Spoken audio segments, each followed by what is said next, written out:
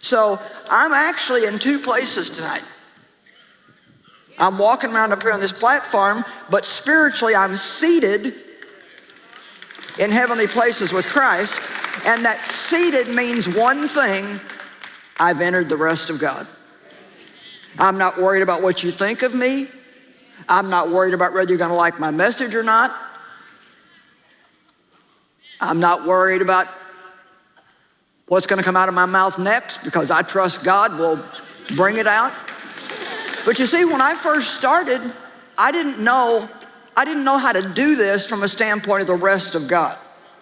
I wanted everybody to like me. And so if somebody would get up and leave while I was preaching, I would just be devastated, because I would just be sure that they didn't like me. It's amazing the lies the devil will tell you if you don't know who you are in Christ. Come on now. I said it's amazing the lies the devil can tell you if you don't know who you are in Christ. I remember one situation where a lady came one time and she was sitting right up in the front, like maybe the second or third row, right on the end. And I'd been preaching maybe 10 minutes. And she got up and left.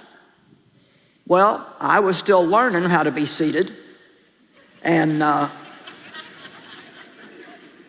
because I was trying to run my race and didn't know anything about staying in the race in the rest of God yet.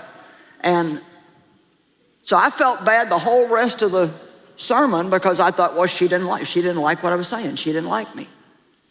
Isn't it wonderful to be free from caring about what people think of you and whether they like you or not?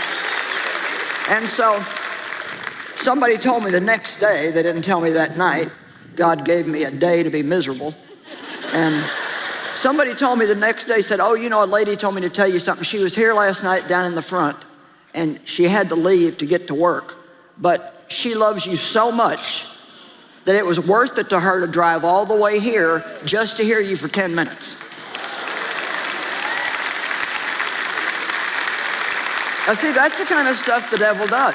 It's like he tells us things that are totally not true, but if we don't know how to rest in God, you see, if what she thought of me meant too much to me, then I couldn't enter the rest of God, because I'd be worried more about what she thought than what God wanted me to do.